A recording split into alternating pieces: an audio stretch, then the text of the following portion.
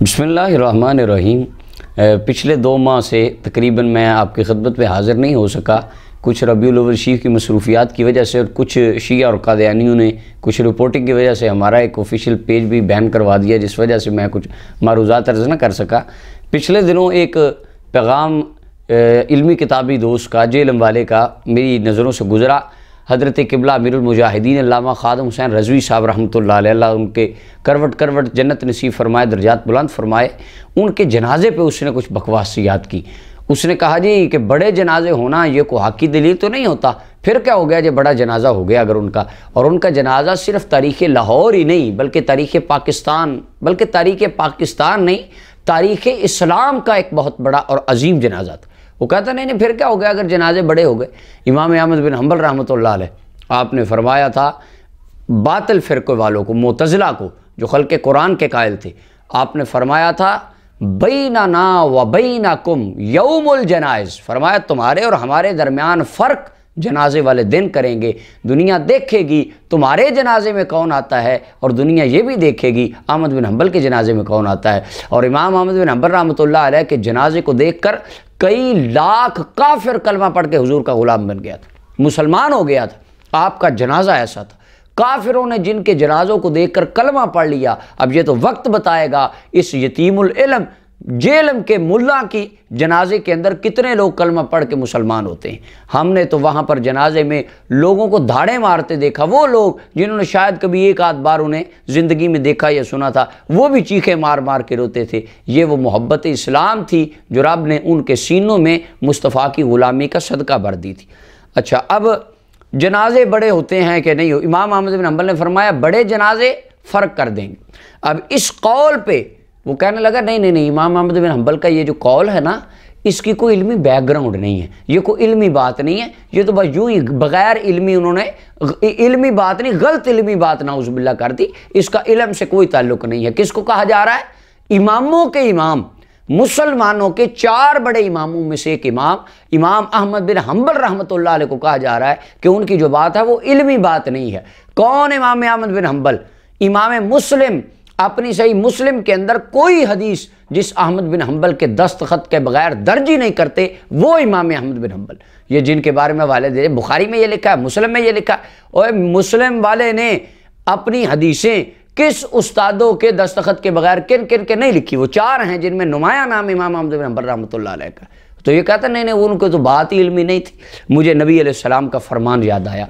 ये इमाम बुखारी रहमतुल्लाह अलैह सही बुखारी के अंदर हदीस नंबर 59 इमाम बुखारी रहमतुल्लाह अलैह हदीस लिखते हैं, नबी अलैहिस्सलाम की बारगाह में एक बंदा आया, अर्ज़ करता है या रसूल अल्लाह कि क़यामत कब आएगी? क़ाल, नबी अलैहिस्सलाम ने फरमाया इज़ा दुय्यातिल अमाना, फरमाया जब अमानत ज़ाया हो जाए, फ़ंतज़िर साआ, तो फिर उस वक़्त क़यामत का इंतज़ार करना।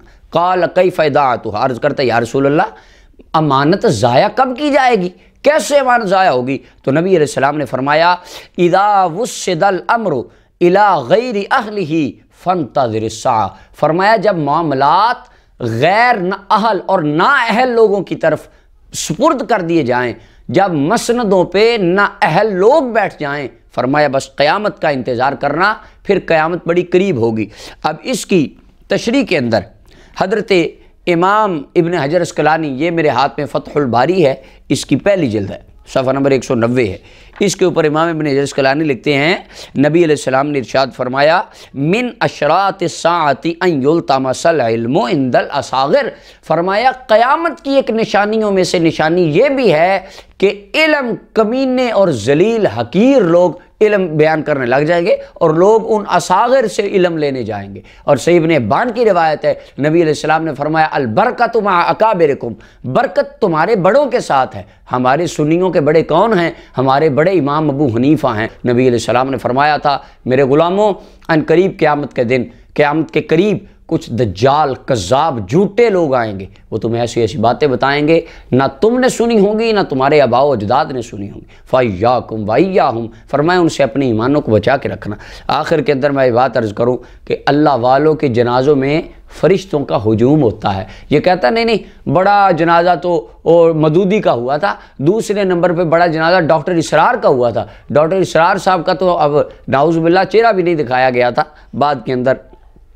क्यों नहीं दिखाया गया था, ये उस इल्मी किताबी से पूछना चाहिए कि क्यों नहीं दिखाया गया। हमारा कोई अल्लाह का वली, कोई आलिम दीन ऐसा नहीं है जो दुनिया से चला जाए और चेहरा ना दिखाया जाए। और हज़रत किबला अल्लामा खादिम हुसैन रज़वी रहमतुल्लाह अलैह 2 दिन उनका जिस्म अक़दस खाकी पड़ा रहा, 2 दिन पूरी दुनिया से लोग आते रहे, ज़ियारत करते रहे। हमने उनके ताबूतों पर यह नहीं लिखा कि बवजह तबई अमराज मैयत का चेहरा दिखाने के काबिल नहीं है। नहीं नहीं, हमारे बुज़ुर्गों को तो 60-60 साल बाद भी मज़ार खुले, उनके कफन भी ताज़ा निकले, फूलों की पत्तियाँ भी ताज़ा निकली। नबी अलैहिस्सलाम के एक सहाबी थे हज़रत मुआविया बिन मुआविया अल-मुज़नी रज़ी अल्लाह तआला अन्हु। ये मेरे हाथ में तफसीर दुर्र मंसूर है, इसकी आखिरी जिल्द है। इसके अंदर इमाम तबरानी के हवाले से हज़रत अबू उमामा रवायत करते हैं, हुज़ूर ग़ज़वा तबूक में थे, मुआविया बिन मुआविया अल-मुज़नी का विसाल हो गया, वो फ़ौत हो गए। तो हज़रत जिब्रील अमीन आए, अर्ज़ की या रसूलल्लाह आपका सहाबी फ़ौत हो गया। आका करीम अलैहिस्सलाम को गम हुआ। जिब्रील अलैहिस्सलाम ने अर्ज़ की हुज़ूर क्या आप उसका जनाजा पढ़ना चाहते हैं? फरमाया हाँ। जिब्रील अलैहिस्सलाम ने पर रखा, हिजाबात दूर हो गए। आका करीम अलैहिस्सलाम ने फरमाया, हुज़ूर ने सफ़ बनाई, सहाबाए किराम ने भी सफ़ बनाई। आका करीम नबी करीम सल्लल्लाहु अलैहि वसल्लम ने फरमाया, यहाँ पर मेरे ग़ुलाम का जनाजा पढ़ने के लिए मदीना तैयबा में 70,000 फरिश्ते की जमात आई। और फिर बाद में हुज़ूर अलैहिस्सलाम ने फरमाया, ए जिब्रील ये मुआविया क्या काम करता था, मुआविया बिन मुआविया अल-मुज़नी रज़ियल्लाह, ये क्या काम करता था कि 70,000 फरिश्तों की जमात रब ने इसके जनाजे में भेजी। उन्होंने अर्ज़ किया या रसूलल्लाह ये उठते बैठते चलते फिरते कुल हुवल्लाहु अहद रब ताला का कुरान पढ़ता था, जिसकी वजह से रब ने ये करामत अता फरमाई। साहिबो, जो रब का कुरान उठते बैठते चलते फिरते पढ़ता रहे, उसके जनाजे में तो 70,000 फरिश्ता आए, तो जो सारी ज़िंदगी उठते बैठते चलते फिरते साहिब कुरान की इज़्ज़त व अज़मत पर पहरा देता चला जाए, उसके जनाजे में फरिश्ते क्यों कर नहीं आ सकते। रब ताला हमें हमारे अकाबिर की मोहब्बत उल्फत नसीब फरमाए। इमाम अहमद बिन हम्बल ने फरमाया था, बैनना व बैनकुम यौमुल जनाइज़, तुम्हारे और हमारे दरमियान फ़र्क जनाजे वाले दिन करेंगे। हज़रत अल्लामा का जनाजा भी पूरी कायनात ने, दुनिया ने देखा, और इंशाअल्लाह इस जेलम के यतीमुल इल्म का जनाजा भी दुनिया देखेगी। उस वक़्त पता चल जाएगा कौन हक़ पर था, कौन बातिल पर था। व आखिर दावाना अल्हम्दुलिल्लाह।